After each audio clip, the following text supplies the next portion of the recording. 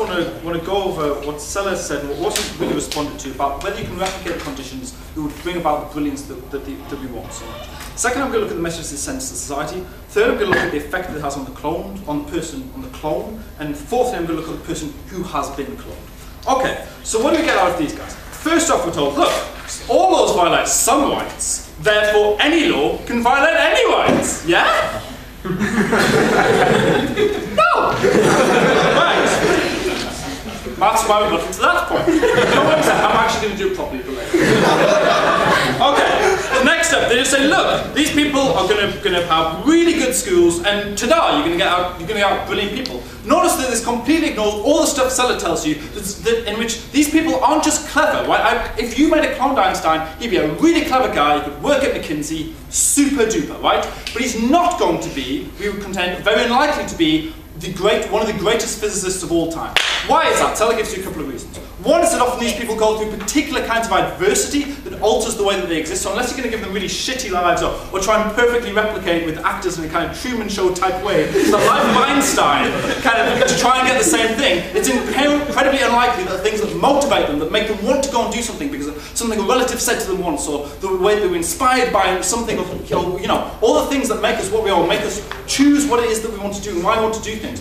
Think about yourself, right? There are loads of things you probably could have done. I did maths at university. I could have been an economist. I'm really interested in politics. Maybe all of those different fields would be ones I would be interested in. There's nothing to say even that cloned Einstein would want to be a physicist, or even once he became, or even if he went into another field, he'd be particularly good at that. But even suppose he became a physicist, Seller tells you that, look, the point is that physics itself has changed fundamentally. 19th century mathematics, for example, was often about doing a lot of calculations, about being very precise about the way that you think. Notice that by the 60s, kind of the revolution that Gustaf brings out, just in case you know, it's all about very big connections between different theories. It's an entirely different conceptual way of thinking. If you took Cauchy, one of the great 19th century mathematicians, and plopped him in a university now, he wouldn't be that great a mathematician. The way you think about things changes. The other obvious example is Einstein, right? He was great at thinking about relativistic things and having the conceptual understanding of that. As soon as it came to quantum physics, he completely just failed to be able to grasp it and do it well. Physicists were embarrassed when they talked to Einstein about quantum physics because he just didn't get that particular method of thinking. It was a different way of thinking about things, right? Think about this. If you're good in your subject, if you were born 50 years ago, you probably would have been shit, right? Okay, no thanks. So that's the first thing, right? So we massively dispute that any of the types of benefits we get are as big as we have. The next obvious question is, given that we can make these people work for society, why can't we make everybody work hard for society? Why give anyone any holidays? Why give them anything, ever, for anybody? Why let them retire? Why not work everybody to the motherfucking bone so they all for the good of society, right? That would help, right? Getting aid to Africa, we just press scanned everybody into physically moving food and stuff like that to African people. It would be really good, right? It would help those Africans. Why is that unnecessary? Why do you have to be extraordinary to be able to actually contribute lots to society? If we had all of, the 6-7 billion people on Earth constantly working hard, that would surely be, on their utilitarian basis, perfectly acceptable. It's not, right?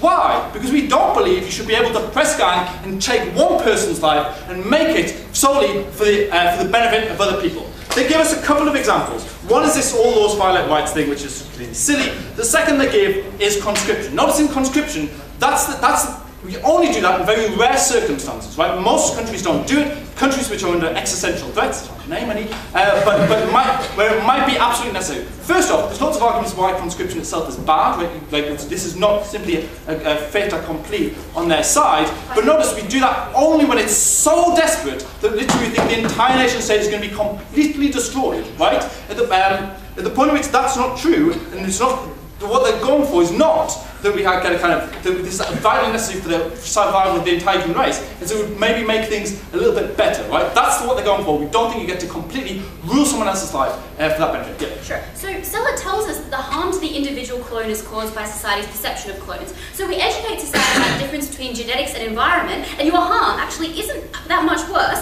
than being Omer's younger brother.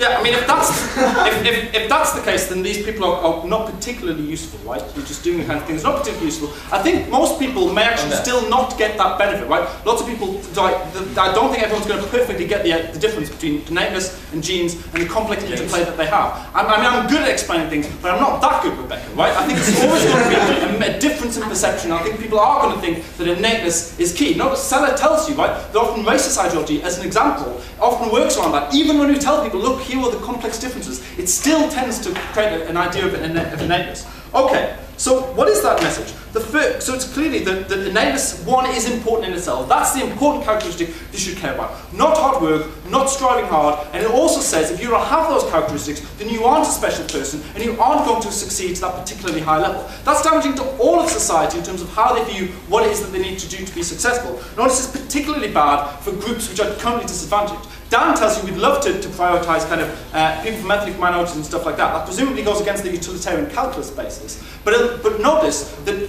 the whole point is, as society gets better and more equal, we get more women, more people from ethnic minorities entering into these fields. The thing is, if you keep going back and picking out the best people and replicating them, they're necessarily going to come from whatever was the dominant group, right? So you're always going to be cloning old, well, not old white men, because they're going to be babies when you clone them, but you're going to be cloning white men a lot. That further entrenches the idea that those people were the very best people. So what is this? What is the effect that occurs on the clone? It says, in essence, it says your entire life was created only so that you can benefit us. Notice what happens. Either A, you simply, due to your environment, might not like the particular subject or thing that you've been chosen out to do. What on earth do you do? What on earth do you do in those circumstances? Children face that already, right? Parents want them to do things. But they weren't created solely to be a physicist. It would be really bizarre if parents had someone solely to be a physicist. It would be bad if it did happen, right? But this happens precisely for these guys. Also notice what happens if you go into that field and you just aren't as good, right? The entire reason for your being is no longer valid. There was no reason for you to be born or to be alive because you have failed the very essence of what it is to be you. You're not there because you are you. You are there because someone else needed you and wanted you. Notice that's also the same for cloned people, the people who are cloned, right? My body is mine. It's the only thing that is uniquely mine. All of you have different bodies to me, and my body is an integral part of who I am. Also my personality and all those sorts of things. I fundamentally destroy the idea of what it is to be uniquely me at the point at which I can simply be cloned multiple times. And my essence, what made me important, what made me as an individual, has been destroyed because now I'm simply another tool to be used within society, not unique, not special, and not my own. That's a damaging effect on the cloned person, that's a damaging effect on the clone, a terrible message to society we oppose.